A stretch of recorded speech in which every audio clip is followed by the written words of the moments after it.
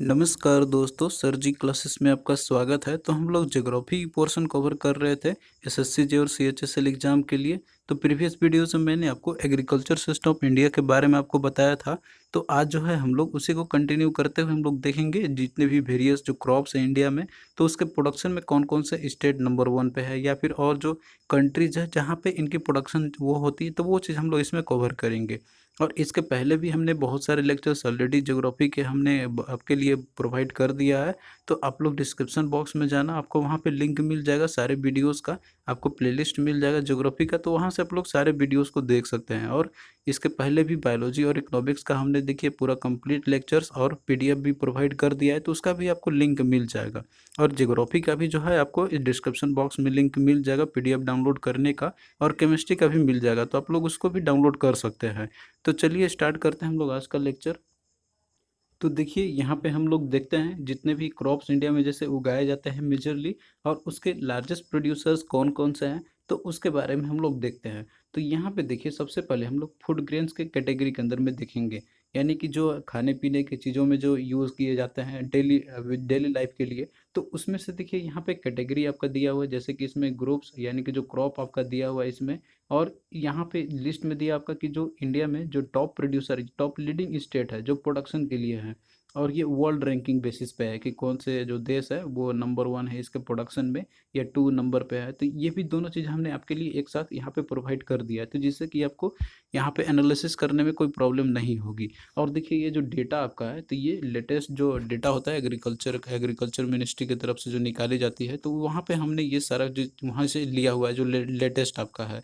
इसके लिए आप लोग जो है अश्योर्ड रह सकते हैं, ये हमने यहाँ पे अपने तरफ से पूरी करेक्टनेस को देखते हुए हमने सारा डेटा को लिया हुआ है। फिर भी अगर एक आध दो हो जाता है आपका, जैसे कि और दो स्टेट होते हैं, तो वो डिपेंड करेगा का कि आप उसको कब देख रहे हैं। तो ये चीज़ आप लोग टाइम टू टाइम रिवाइज जो है करते रहना, या फिर आप लोग अपडेट करते रहना, क्योंकि अभी हम इसको अपडेट कर अभी आपको हम प्रोवाइड कर रहे हैं। तो ये आज का रिकॉर्डेड लेक्चर है। और ये जैसे आप मान लीजिए 5 या 6 मंथ के बाद आप देखते हैं, तो उस समय जो नया डेटा हो जाता है, कोई जो स्टेट होते हैं वो नंबर वन पे आ जाते हैं और जो दूसरे स्टेट होते हैं उसको वो पीछे कर देते हैं। तो ये आपका डेटा चेंजेस होते रहता है। तो सबसे पहले यहाँ पे देखिए क्रॉप का है, जैसे राइस में है आपका। तो राइस के जैसे प्रोडक्शन की हम बात करें, तो जो नंबर वन स्टेट है टॉप लीडिंग प्रोड्यूसर है, तो उसमें है वेस्ट बंगाल नंबर वन पे आता है। और दूसरे नंबर पे आता है उत्तर प्रदेश। तो इसमें देखिए वर्ल्ड रैंकिंग के बेसिस पे हम बात करते हैं, तो नंबर वन पे है चाइना और दूसरे नंबर पे है इंडिया। तो इसको याद करना ये बिल्कुल ईजी है। आप जानते हैं चाइना की पॉपुलेशन बहुत ज़्यादा है, तो वो नंबर वन पे तो रहेगा ही। आप जानते हैं कि राइस ये है कि जो सबसे ज़्यादा स्टेपल फूड माना जाता है, कि जो बहुत लोग यूज़ करते हैं खाने में। तो इसीलिए चाइना नंबर वन पे होगा ही, और इंडिया जैसे सेकेंड नंबर पे है पॉपुलेशन में, तो इसके बाद इंडिया ही होगा। तो आप इसको इजीली याद कर सकते हैं। और बाकी स्टेट वाला जो है तो इसको तो आपको याद रखना ही होगा। इसके अलावा देखिए सेकंड नंबर है वीट के बारे में, यानी कि जो गेहूं है। तो इसके प्रोडक्शन में उत्तर प्रदेश है नंबर वन पे है, और दूसरे पोजीशन पे है पंजाब है। बस आप लोग टॉप वाला याद रखना, सेकेंड नंबर का आपसे इसमें नहीं पूछा था एग्जाम में। बस हमने आपके लिए डेटा बस रख दिया है। और वहीं पे वर्ल्ड रैंकिंग की बात करें, तो इसमें भी देखिए वीट के प्रोडक्शन में चाइना नंबर वन पे है और इंडिया नंबर टू पे है। फिर देखिए अगला है मेज़ यानी कि मक्का है। तो इसके प्रोडक्शन में जो टॉप लीडिंग स्टेट है, तो वह है मध्य प्रदेश है। और वर्ल्ड रैंकिंग की हम बात करते हैं, तो इसमें यूएसए नंबर वन पे है, और इंडिया जो है इसमें छठे नंबर पे आता है, यानी कि मेज़ प्रोडक्शन में पूरे दुनिया में। फिर अगला देखिए ज्वार है। तो देखिए ज्वार को sorghum भी बोला जाता है ये। तो इसका देखिए इसका प्रोडक्शन में जो टॉप लीडिंग स्टेट है, तो वो है महाराष्ट्र है। तो बस आप लोग ये स्टेट वाला जो है ये याद रख लीजिए, जो जो इम्पोर्टेंट होगा वर्ल्ड रैंकिंग का, तो वो हम आपको बताते चलेंगे जो कि पूछे आते हैं एग्जाम में। फिर अगला देखिए बाजरा है। तो बाजरा को मिलेट्स भी बोला जाता है इसको। तो इसके जो देखिए टॉप लीडिंग प्रोड्यूसर है, तो वो है राजस्थान है इसका नंबर वन प्रोड्यूसिंग स्टेट में। फिर अगला देखिए बार्ली है। तो बार्ली के प्रोडक्शन में जो टॉप लीडिंग स्टेट है, तो वो है उत्तर प्रदेश है। फिर अगला देखिए पल्सेस है। पल्सेस में देखिए बहुत तरह के जैसे दालें होते हैं, जैसे उड़द का दाल, तुअर दाल हो गया। तो इन सारे चीज़ों को कंबाइंडली मिला मिला के जो मध्य प्रदेश है ये नंबर वन पे है, टॉप लीडिंग स्टेट है प्रोडक्शन के लिए। और वहीं वर्ल्ड रैंकिंग की बात करें, तो इंडिया जो है नंबर वन प्रोडक्शन है पूरे दुनिया में पल्सेस का। तो पल्सेस आप जानते हैं कि इंडिया में बहुत ज़्यादा मात्रा में कंज्यूम किया था, लेकिन फिर भी जो है इम्पोर्ट करना पड़ जाता है। फिर अगला देखिए है कि जैसे ओवरऑल फूड प्रोडक्शन में, यानी कि जितना भी फूड प्रोडक्शन होते हैं इन सभी चीज़ों को कंबाइंडली यदि हम बात करते हैं तो उसमें Uttar Pradesh number one state पर है। यानी कि जो भी प्रोडक्शन होते हैं फूड प्रोडक्शन का, फूड ग्रेन्स का, तो उस सभी चीज़ों में उगाने में ओवरऑल क्वांटिटी की मिला के अगर बात किया जाए तो उसमें उत्तर प्रदेश नंबर वन पे आता है। तो इसको देखिए यदि याद करना ही बहुत ही ईजी है। आप जानते हैं कि उत्तर प्रदेश की पॉपुलेशन जो है वो सबसे ज़्यादा है, लगभग 22 करोड़ की जनसंख्या यहाँ पे है। तो आप जानते हैं कि फूड ग्रेन की ज़रूरत तो यहीं पे पड़ेगी ही पड़ेगी, तो इसीलिए उत्तर प्रदेश नंबर वन पे आता है। फिर वही वर्ल्ड रैंकिंग की बात करें तो इसमें चाइना नंबर वन पे आता है, इंडिया नंबर टू पे और यूएसए नंबर थ्री पे आता है ओवरऑल फूड प्रोडक्शन में। तो अब ये चाइना और इंडिया दिया हुआ है, तब चाइना की पॉपुलेशन ज़्यादा है तो उसको फूड ग्रेन की ज़्यादा ज़रूरत पड़ेगी ही पड़ेगी। उसके बाद इंडिया नंबर टू पे आता है पॉपुलेशन में, तो इंडिया का ही नंबर आएगा। तो इस तरीके से आप इसको ईजिली याद भी कर सकते हैं। फिर देखिए, फिर नेक्स्ट कैटेगरी देखिए ऑयल सीड्स का है। तो ऑयल सीड्स में भी वही सेम क्राइटेरिया रहेगा। यहाँ पे जैसे ग्रुप या क्रॉप्स के बारे में रहेगा और इसमें टॉप लीडिंग जो स्टेट प्रोडक्शन में है और यहाँ पे वर्ल्ड रैंकिंग रहेगी। तो देखिए सबसे पहले हम देखते हैं ग्राउंड नट के बारे में। तो ग्राउंड नट में जो number one production leading state है तो वो है गुजरात है, और सेकेंड नंबर पे आता है राजस्थान। और वर्ल्ड पे हम बात करते हैं तो चाइना नंबर वन पे और इंडिया जो है सेकेंड नंबर पे आता है ग्राउंड नट के प्रोडक्शन में। फिर दूसरा देखिए मस्टर्ड है। मस्टर्ड को हम लोग बोलते हैं हिंदी में सरसों। तो इसका जो टॉप लीडिंग स्टेट है जो प्रोडक्शन में तो वो है राजस्थान है। फिर अगला देखिए सोयाबीन है। तो सोयाबीन का जो टॉप लीडिंग स्टेट है प्रोडक्शन में तो वो है मध्य प्रदेश। और वही वर्ल्ड रैंकिंग की हम बात करते हैं तो इसमें देखिए ब्राज़ील है, नंबर वन है सोयाबीन के प्रोडक्शन में। फिर अगला देखिए सनफ्लावर। तो सनफ्लावर जो है इसको सूरजमुखी बोलते हैं हम लोग हिंदी में। तो इसके प्रोडक्शन में जो टॉप लीडिंग स्टेट है तो वो है कर्नाटक है। फिर देखिए इस तरीके से टोटल जो ऑयल सीड्स का प्रोडक्शन की यदि हम बात करते हैं ओवरऑल इन सभी का मिला के, तो जो मध्य प्रदेश है ये लीडिंग प्रोड्यूसर है इन सारी चीज़ों में, यानी कि जितने भी टोटल ऑयल सीड्स है। तो इसमें देखिए इंडिया जो है वर्ल्ड रैंकिंग के बेसिस पे यदि हम बात करते हैं तो जो टोटल ऑयल सीड्स का प्रोडक्शन में इंडिया नंबर वन पे आता है। अब यहाँ पे देखिए एक चीज़ मैंने आपको बताया था जैसे पल्सेस के बारे में। तो पल्स में आपने देखा था कि इसका जैसे लीडिंग प्रोडक्शन में मध्य प्रदेश आता है नंबर वन में। लेकिन पल्स जो होते हैं तो ये एक लेगुमिनस प्लांट होते हैं, यानी कि ये जो है इन्वायरमेंट से डायरेक्टली ये नाइट्रोजन तो ये फिक्स नहीं कर सकते हैं ये। तो इसीलिए इनका क्या रहता है यहाँ पे कि जैसे इनको फर्टिलिटी जैसे अब सॉइल की बढ़ानी रहती है तो ये बैक्टीरिया का हेल्प लेते हैं। बैक्टीरिया जैसे कि राइजोबियम बैक्टीरिया होते हैं जो सॉइल में प्रेजेंट रहते हैं, तो वो जो है एटमॉस्फेयर से नाइट्रोजन को पहले फिक्स करते हैं और उसी के थ्रू जो है सॉइल फिर जैसे मिट्टी में आते हैं वो जो नाइट्रोजन रहते हैं, तो उसके बाद फिर प्लांट जो है ग्रो करते हैं। जो भी लेग्यूमिनस प्लांट होता है तो उसमें पल्सेस भी आता है, तो ये भी आप लोग याद रखना। फिर और हम लोग कुछ कैटेगरी देख लेते हैं, जैसे कि कुछ कैश क्रॉप होते हैं। कैश क्रॉप उसको बोलते हैं हम लोग कि जिनसे जो है मनी जनरेट की जाती है। इनका जैसे कि बाजार में जो भी इनके प्राइस रहते हैं तो उनको डायरेक्टली बेच के और इससे जो है मनी बनाई जाती है। तो इसमें देखिए कॉटन है। तो कॉटन जो है इसके लीडिंग प्रोड्यूसर में है गुजरात नंबर वन पे है और दूसरा है महाराष्ट्र है। तो देखिए जो कॉटन है तो इसके लिए जैसे कि ये ब्लैक सॉइल में उगाए जाते हैं। तो ब्लैक सॉइल जो है तो महाराष्ट्र और गुजरात में सबसे अधिक मात्रा में पाया जाता है। लेकिन जो टॉप लीडिंग स्टेट प्रोड्यूसर में है तो वो है गुजरात नंबर वन पे आता है कॉटन के प्रोडक्शन में। और वो वर्ल्ड रैंकिंग की हम बात करते हैं तो चाइना नंबर वन पे है और इंडिया सेकेंड नंबर पे आता है। फिर देखिए अगला जूट है। तो जूट से जैसे देखिए जो रस्सियाँ जो रहती है, ये चीज़ आपने देखा भी होगा। तो वो चीज़ बनाए जाते हैं, जो रस्सी होते हैं वो जूट से बनाए जाते हैं। तो इसका जो लीडिंग प्रोड्यूसर में है तो वो है वेस्ट बंगाल है। फिर अगला देखिए टी है। तो टी जो है ये असम जो है नंबर वन प्रोडक्शन पे आता है और लगभग देखिए जो 52% है पूरे इंडिया में जो भी टी का प्रोडक्शन होता है तो वो अकेले असम में ही होता है। और देखिए वर्ल्ड रैंकिंग की बात करते हैं तो वर्ल्ड रैंकिंग में चाइना नंबर वन पे आता है टी के प्रोडक्शन में। तो देखिए जो टी है यहाँ पे हम लोग इसके कुछ बेसिक फैक्ट्स देख लेते हैं। तो टी जो है ये चाइना से ओरिजिनेट हुआ था, यानी कि वहीं से जो है चीज चाय जैसे चाय का प्रचलन चला था और उसके बाद इंडिया में जो है इसे 1840 में इंडिया में लाया गया था और इसे सबसे पहले असम में ही ग्रो किया गया था। और 2013 में जो है भारत सरकार ने इसको नेशनल ड्रिंक इंडिया का डिक्लेयर किया था। अब देखिए जो टी होते हैं तो इसके बहुत तरह के टाइप्स होते हैं, जैसे कि कुछ ब्लैक टी होते हैं, कुछ ग्रीन टी होते हैं और कुछ ओलोंग टी होते हैं। तो ब्लैक टी जैसे इसके उगाने में नंबर वन पे जैसे इंडिया और सेकंड नंबर पे श्रीलंका है। तो ये दो रैंकिंग इनका शिफ्ट करते रहती है। तो आप लोग जैसे याद रखना कि इंडिया श्रीलंका जो है तो वो ब्लैक टी के प्रोडक्शन में सबसे ज़्यादा ये आते हैं लिस्ट में।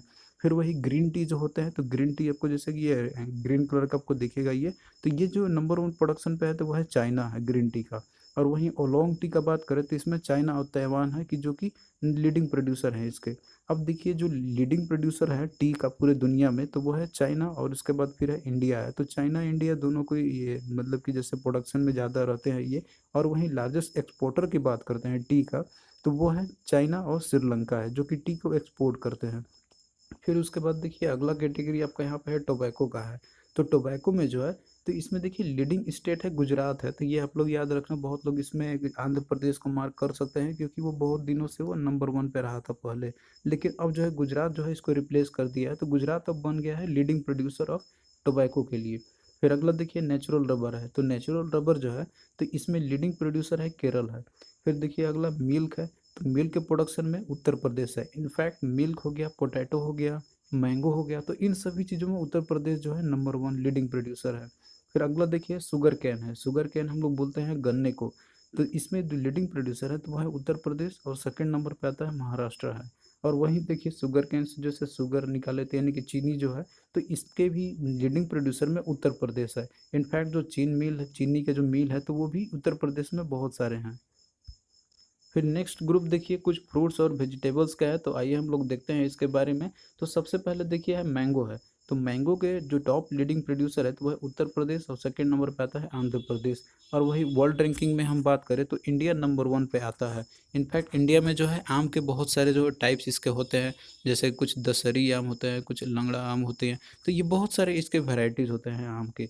फिर देखिए अगला बनाना है। तो बनाना के जो नंबर 1 प्रोडक्शन यानी कि जो लीडिंग स्टेट है प्रोडक्शन में, तो वो है आंध्र प्रदेश है। फिर एप्पल है। तो एप्पल जो है, तो इनफैक्ट जो लगभग जितने भी एप्पल्स होते हैं तो वो जम्मू कश्मीर में ही पाए जाते हैं अधिकतर केसेस में। तो जो लीडिंग स्टेट इसके जो रहेंगे तो वो एप्पल आपका हो गया। और वहीं वर्ल्ड रैंकिंग की बात करें तो चाइना नंबर 1 पे है एप्पल के प्रोडक्शन में। और फिर अगला देखिए ओनियन हो गया। तो ओनियन के और गार्लिक के, तो एक हो गया जैसे आपका ओनियन का, तो ओनियन में देखिए आता है महाराष्ट्र नंबर 1 पे आता है। लेकिन जो गार्लिक आपका है जो कि इधर आपका यहाँ पे दिया हुआ है, तो इसके प्रोडक्शन में है राजस्थान है। फिर अगला देखिए पोटैटो है। तो पोटैटो के प्रोडक्शन में नंबर 1 पे आता है उत्तर प्रदेश।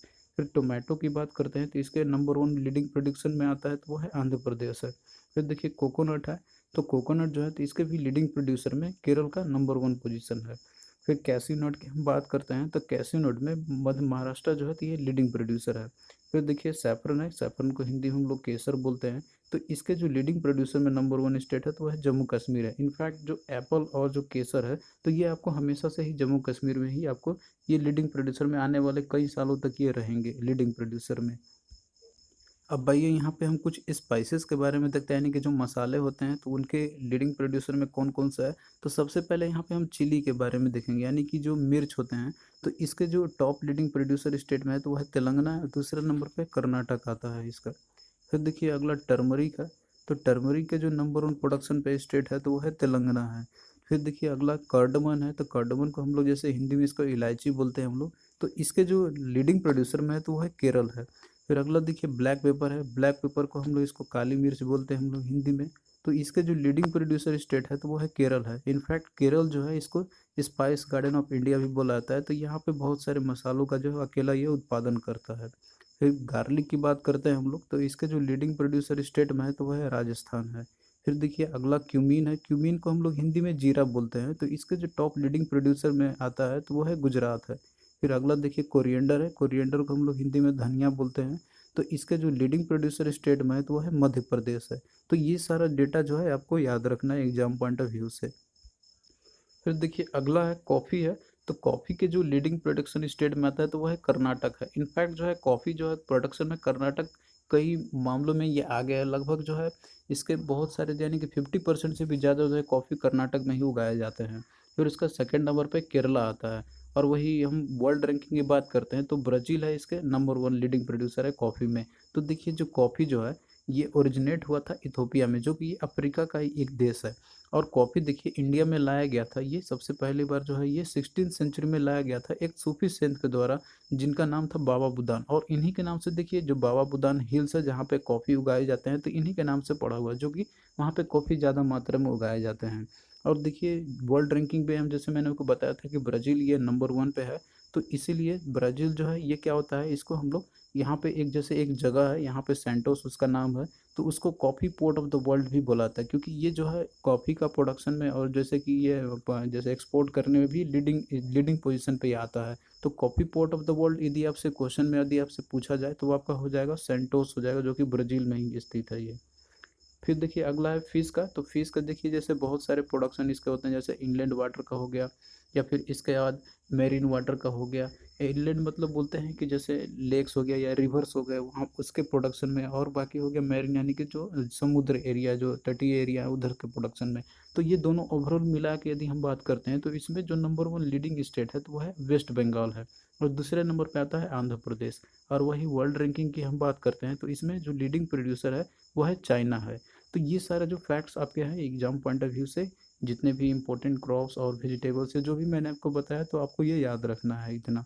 इतना यदि आप लोग कर लेते हैं तो बाकी और आपको चीज़ कोई करने की ज़रूरत तो नहीं पड़ेगी, क्योंकि जो एग्जाम में मेजरली पूछे जाते हैं तो वो हमने सारा कुछ इसमें कवर कर लिया है।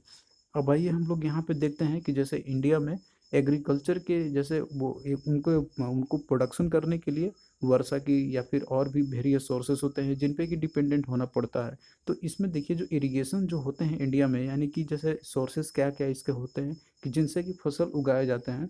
तो ये इसके बहुत सारे जैसे कि टाइप्स होते हैं इंडिया में जहाँ पे ये बहुत सारे सोर्सेज से पूरी की जाती है। तो इरिगेशन ये क्या होता है, एक आर्टिफिशियल टेक्निक है, यानी कि वाटर को अप्लाई करना फील्ड में, क्योंकि आप जानते हैं कि क्रॉप्स को उगाने के लिए उनमें जैसे पानी देना पड़ता है। तो अब जैसे इंडिया में क्या है कि ये लार्जली हम लोग डिपेंडेंट होते हैं अपने जैसे सीजन पे, मानसून सीजन पे हम लोग डिपेंड करते हैं। लेकिन ऐसे एरियाज में जहाँ पे मानसून उतनी ज़्यादा मात्रा में नहीं होता है तो वहाँ पे और भी बहुत सारे आर्टिफिशियल टेक्निक जो है वहाँ पे यूज़ किए जाते हैं। तो उनमें जो है यहाँ पे देखिए सबसे पहला आपका है वेल्स और ट्यूबवेल्स का हो गया। तो जो वेल्स और ट्यूबवेल्स है तो ये अप्रोक्सीमेटली 46% टोटल इरिगेशन जितने भी इंडिया में है तो वो लगभग इनका यूज़ किया जाता है, वेल्स और ट्यूबवेल्स का। फिर उसके बाद देखिए कैनाल्स हो गया। तो जो नहरें होते हैं तो उनके चलते जो जैसे वाटर अप्लाई करते हैं हम लोग फील्ड में, तो इनका कंट्रीब्यूशन जो है लगभग 25% है टोटल इरिगेशन का। और देखिए जो कैनाल होता है तो इसमें हम लोग सरफेस वाटर का हम लोग जैसे कि रिजर्वायर के रूप में और डैम्स के रूप में पहले वाटर स्टोर करते हैं, और उसके बाद जो है उसको फिर वेरियस कैनाल के थ्रू वेरियस फील्ड में हम लोग पहुँचा देते हैं। फिर अगला देखिए टैंक का। तो टैंक का भी हम लोग जैसे यूज़ करते हैं ऐसे एरियाज में कि जहाँ पे जो वेल्स और ट्यूबवेल्स जो है वहाँ पे जैसे ड्रिल करना पॉसिबल नहीं होता है। तो ऐसे एरिया में टैंक के थ्रू जो है जैसे पानी जो अप्लाई किया जाता है फील्ड्स में। तो ये जो अप्रॉक्सीमेटली केवल 4% ही है टोटल इरिगेशन कंट्रीब्यूशन की हम बात करते हैं। तो इसके अलावा जैसे और भी जो अदर सोर्सेस है, जैसे कि और भी रिवर स्ट्रीम हो गया, चेक डैम्स हो गया, तो उनसे भी जो है इरिगेशन जो है प्रोवाइड की इरिगेशन की फैसिलिटी जो है ली जाती है। तो ये मेजर पोर्शन जो है आपको याद रखना है यहाँ पे। अब भाई हम लोग देखते हैं कि टाइम टू टाइम जो है बहुत सारे जैसे कि प्रोडक्टिविटी को बढ़ाने के लिए एग्रीकल्चर के जितना भी प्रोडक्शन होता है तो उसको बढ़ाने के लिए बहुत सारे ट्रायल मेथड्स अप्लाई किए गए थे। तो जैसे ग्रीन रेवोल्यूशन हो गया, ऑपरेशन फ्लड हो गया, ब्लू रेवोल्यूशन हो गया, ब्लैक रेवोल्यूशन हो गया। तो ये सारी चीज़ क्या होते हैं इसके बारे में हम लोग समझेंगे। तो सबसे पहले हम देखेंगे ग्रीन रेवोल्यूशन के बारे में। तो ग्रीन रेवोल्यूशन का कॉन्सेप्ट ये है एग्रीकल्चर प्रोडक्शन को बढ़ाना, और उसमें से भी मेजरली जो है कुछ क्रॉप्स है जो कि स्टार्टिंग में इनके इनके ऊपर में ये किया गया था तो उनकी प्रोडक्टिविटी बहुत ज़्यादा मात्रा में बढ़ गई थी। तो ड्यूरिंग 1960 का वो समय था कि जब वीट और राइस का मेजरली जो है इनका जो प्रोडक्शन है वो ड्रास्टिकली बहुत ही ज़्यादा मात्रा में इंक्रीज हो चुका था। क्योंकि इस पे इन्होंने जो एक साइंटिस्ट थे American scientist doctor William God, इन्होंने ही जो वर्ड है ग्रीन रेवोल्यूशन का जो टर्म है इन्होंने कॉइन किया हुआ था। और इसमें इन्होंने जो है बहुत सारे जो नए वैरायटी जो हाइब्रिड सीड्स होते हैं इन्होंने इम्पोर्ट किया हुआ था मैक्सिको से। तो इसके चलते जो है व्हीट और राइस का प्रोडक्शन जो है वो ड्रास्टिकली बहुत ज़्यादा मात्रा में इंक्रीज हो गई थी। अब यहाँ पे देखिए जो आपको विलियम गॉड है इन्होंने वर्ड को क्वाइन किया था भले ही ग्रीन रेवोल्यूशन का, लेकिन जो फादर ऑफ ग्रीन रेवोल्यूशन है वर्ल्ड वाइड के लिए वो जैसे कि जाना जाता है, वो आपको दूसरे साइंटिस्ट है, वो आपका नाम याद रखना, नॉर्मल बोरलूम को जाता है वो। और इंडिया के लेवल पे हम बात करते हैं तो इंडिया के लिए है डॉक्टर MS स्वामीनाथन। तो इंडिया में भी देखिए जो प्रोडक्शन था, यानी कि जो इन सारे एग्रीकल्चर प्रोडक्टिविटी का उसमें, तो उसमें देखिए 1956 और 66 का जो समय था तो उस समय भी इंडिया में बहुत ज़्यादा फूड प्रोडक्शन की जैसे उतनी ज़्यादा मात्रा में यहाँ पे प्रोडक्शन नहीं होती थी। लेकिन जब से ग्रीन रेवोल्यूशन जो कॉन्सेप्ट है इंक्रीज किया गया, टर्म जो है ये इंट्रोड्यूस किया गया इंडिया में भी, यानी कि जो नए वैरायटी ऑफ सीड्स यूज़ किए गए इसमें हाइब्रिड सीड जो होते हैं वो, तो वो जो प्रोडक्शन है इनका आप देख सकते हैं कि जैसे इन 10 सालों के बीच में जो प्रोडक्शन 17 मिलियन टन्स का था, तो वहीं जो है ये 1966 से लेकर 76 का जो समय था तो उसमें 49 मिलियन टन्स तक इंक्रीज हो गया। तो ये क्रेडिट जाता है इंडिया में MS स्वामीनाथन को। तो इनको बोलाता है father of green revolution in India, हमारे देश के लिए। ये दूसरा है ऑपरेशन फ्लड है। तो ऑपरेशन फ्लड ये एसोसिएटेड है मिल्क का प्रोडक्शन से। तो अब फ्लड आप जानते हैं कि जैसे कोई लिक्विड होता है तो उसमें यानी कि मेजरली बोला जाता है वाटर को ही कि जैसे फ्लड आता है, तो बट यहाँ पे कॉन्सेप्ट उसका नहीं है। यहाँ पे ये एसोसिएटेड है कि मिल्क प्रोडक्शन को ड्रास्टिकली एक ज़्यादा पैमाने पे इंक्रीज करना। तो इसके लिए देखिए क्रेडिट जाता है डॉक्टर वर्गीस कुरियन को। तो ये थे ऑपरेशन फ्लड के लिए, जो कि इंडिया में ये मतलब कि इन्होंने लागू किया हुआ था इसको। तो अब देखिए जैसे क्या होता है कि इंडिया जो है पूरे दुनिया में मिल्क प्रोडक्शन में ये नंबर 1 पे आता है, और इसके बाद फिर यूएसए जो है सेकंड नंबर पे आता है। तो मिल्क के लिए देखिए क्या होता है, ऑपरेशन फ्लड चलाया गया था। तो फिर उसके बाद देखिए ब्लू रेवोल्यूशन है। तो ब्लू रेवोल्यूशन जो टर्म है ये डिस्क्राइब किया जाता है तो फिश के प्रोडक्शन को बढ़ाने के लिए। उसी तरीके से जैसे ब्लैक रेवोल्यूशन है, तो ये जो है ये इसका मेन कॉन्सेप्ट था ब्लैक रेवोल्यूशन का, कि जैसे जो क्रूड ऑयल यानी कि जो पेट्रोलियम प्रोडक्ट है तो उनको इंक्रीज करना, उनके प्रोडक्शन को ज़्यादा मात्रा में बढ़ाना। तो इस तरह से बहुत सारे ऐसे ऑपरेशन जो थे जो कि लागू किए गए थे ताकि उनका जो प्रोडक्शन है एक बड़े पैमाने पे इंक्रीज किया जाए। तो इस तरह के और भी बहुत सारे जो कि मतलब रेवोल्यूशन आए हुए थे एग्रीकल्चरल फील्ड में या फिर और भी जो भी रिसोर्सेस हैं उनके लिए। तो यहाँ पे एक आपका समरी दिया हुआ जैसे रेवोल्यूशन है और ये किस प्रोडक्ट के लिए किया गया था, तो ये चीज़ आपसे पूछा जाता है। तो सबसे पहले देखिए ग्रीन रेवोल्यूशन है, तो ये किसके लिए किया गया था, तो फूड ग्रेन का प्रोडक्शन को बढ़ाने के लिए। उसी तरीके से वाइट रेवोल्यूशन है, तो वाइट रेवोल्यूशन ये किसके लिए किया गया था, तो ये मिल के लिए किया जाता, मिल के लिए ये जैसे कि एक रेवोल्यूशन है, रेवोल्यूशन के ऑपरेशन जो है लागू किया गया था। तो अब देखिए इसमें याद करने के लिए बहुत ही सिंपल है, ग्रीन रेवोल्यूशन तो सभी कोई जानते हैं, वाइट रेवोल्यूशन है। तो वाइट रेवोल्यूशन जो है तो इसमें उजला रंग आपका है, तो आप जानते हैं कि मिल्क भी है तो वो वाइट कलर का होता है, तो आप इसको इजिली भी याद कर सकते हैं। फिर अगला देखिए येलो रेवोल्यूशन है। तो येलो रेवोल्यूशन होता है ऑयल सीड्स के प्रोडक्शन को बढ़ाने के लिए। तो आप जानते हैं कि जितने भी ऑयल सीड्स होते हैं तो लगभग लगभग वो जैसे कि आपको वो येलो कलर के आपको दिखाई देते होंगे जब वो फूलते हैं, जब वो उसके पौधे जब जैसे कि फूल आते हैं उसके ऊपर में। तो आप इसको इस तरह से भी याद कर सकते हैं, येलो रेवोल्यूशन किसके लिए है, तो ऑयल सीड्स के लिए है। फिर अगला देखिए ब्लू रेवोल्यूशन। तो ब्लू रेवोल्यूशन है ये फिश का प्रोडक्टिविटी को बढ़ाने के लिए है। तो ब्लू है, अब जानते हैं कि जितने भी सीज हैं ओशियंस है तो वो ब्लू कलर के दिखाई देते हैं वो। तो इस तरीके से क्या है कि आप इसको याद कर सकते हैं कि फिश जो है तो वो ब्लू जैसे कि ओशियंस में ही अधिकतर रहते हैं, तो ये उन्हीं के लिए हो जाएगा। उसी तरीके से देखिए गोल्डन रेवोल्यूशन है। तो गोल्डन रेवोल्यूशन जो है तो ये फ्रूट्स के प्रोडक्शन को बढ़ाने के लिए, या फिर कभी कभी जैसे एप्पल जो रहते हैं तो उनके प्रोडक्टिविटी को बढ़ाने के लिए रहते हैं, लेकिन ओवरऑल ये होता है फ्रूट्स के प्रोडक्टिविटी को बढ़ाने के लिए। फिर अगला देखिए पिंक रेवोल्यूशन है। तो पिंक रेवोल्यूशन जो है तो ये प्रॉन या फिर जो मीट प्रोडक्शन, मीट के जो प्रोडक्शन होते हैं उसको इंक्रीमेंट करने के लिए। फिर अगला देखिए ग्रे रेवोल्यूशन है।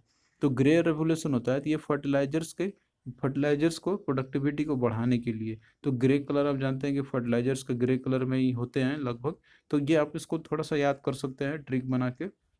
फिर अगला देखिए ब्राउन रेवोल्यूशन या फिर ब्लैक रेवोल्यूशन है। तो ये जो होता है नॉन कन्वेंशनल एनर्जी सोर्सेज के लिए, जैसे कि पेट्रोलियम प्रोडक्ट हो गया, तो उनके प्रोडक्टिविटी को बढ़ाने के लिए ब्राउन रेवोल्यूशन या फिर ब्लैक रेवोल्यूशन टर्म यूज़ किया जाता है। फिर अगला देखिए सिल्वर रेवोल्यूशन है। तो सिल्वर रेवोल्यूशन जो है तो ये चिकन या फिर एग का प्रोडक्शन को बढ़ाने के लिए है। फिर अगला देखिए रेनबो रेवोल्यूशन। तो रेनबो रेवोल्यूशन का मतलब होता है कि जैसे जितने भी रेवोल्यूशंस है यहाँ पे आप देख रहे हैं तो इन सभी को पूरा मिला जुला के उन सभी को प्रोडक्टिविटी को बढ़ाने के लिए रेनबो रेवोल्यूशन टर्म यूज़ किया जाता है। आप जानते हैं कि रेनबो में और सारे 7 मेजर कंपोनेंट ऑफ कलर्स होते हैं, जो कि आपको ये सारे जितने भी इंपॉर्टेंट मतलब कि जो भी कलर्स रहते हैं जो रेवोल्यूशन किया गया था तो वो सभी कुछ इसमें आ जाते हैं। तो रेनबो रेवोल्यूशन होता है कि सारे चीज़ों को मिला जुला के जो प्रोडक्शन है उनकी प्रोडक्टिविटी को बढ़ाना। तो आई होप कि जितना चीज़ मैंने आपको बताया आपको समझ में आया होगा। अब देखिए कुछ एग्रीकल्चर प्रैक्टिसेस के बारे में देखते हैं हम लोग, कि जिनसे कि प्रोडक्टिविटी या फिर जो फर्टिलिटी उसकी मेंटेन करने के लिए, या फिर और भी जो टेक्निक्स होते हैं कि ऐसे एरियाज़ में कि जहाँ पे जो है कि एक बार लैंड यूज़ अगर वहाँ पे कर ली जाती है तो फिर उसको दोबारा वहाँ पे यूज़ नहीं की जाती है। तो इस तरह के बहुत सारे एग्रीकल्चर प्रैक्टिसेस होते हैं। तो उसमें एक है झूम या फिर शिफ्टिंग एग्रीकल्चर। तो इसका कॉन्सेप्ट क्या है ये हम लोग समझते हैं यहाँ पे। तो देखिए इस टाइप के जो एग्रीकल्चर जो प्रैक्टिसेस होते हैं तो ये जो है फॉलो किया जाता है हिली या फिर जो प्लेट्यू रीजन्स होते हैं वहाँ पे किया जाता है। तो वहाँ पे जैसे क्या होता है कि फॉरेस्ट कवर बहुत ज़्यादा होता है, तो यहाँ पे फॉरेस्ट जो एरियाज होते हैं उनको उनको क्लियर किया जाता है, उनको कट किया जाता है, और उसके बाद जो है फील्ड बनाया जाता है ताकि वहाँ पे एग्रीकल्चर प्रैक्टिसेस की जा सके। अब इसमें देखिए फॉरेस्ट को कट करने के बाद उसको बर्न कर दिया जाता है और लैंड प्रिपेयर किया जाता है, जैसे कि ट्रेडिशनल सीड्स जैसे हम उगाते हैं उस तरीके से। तो इसमें जो ट्रेडिशनल मेथड होता है जो कि ट्राइबल पीपुल के द्वारा ये मेजरली किया जाता है। अब इसके बाद जैसे इन्होंने 2-3 साल तक इसमें अपना जो जो भी क्रॉप्स उन्होंने उगाया वहाँ पे, तो अब जो लैंड जो रहते हैं यहाँ पे वो अपना फर्टिलिटी लूज कर देते हैं, यानी कि वो उसके बाद अगर फिर से क्रॉप उगाया जाए तो वो उस पर नहीं नहीं उगाए जा सकते हैं। तो अब क्या होता है कि इस लैंड को वो छोड़ देते हैं और फिर से जो है नए फॉरेस्ट को वहाँ पे क्या करते हैं, उसको कट कर देते हैं, क्लियर करते हैं और फिर से उसके बाद वहाँ पे फिर से क्रॉप उगाना शुरू कर देते हैं।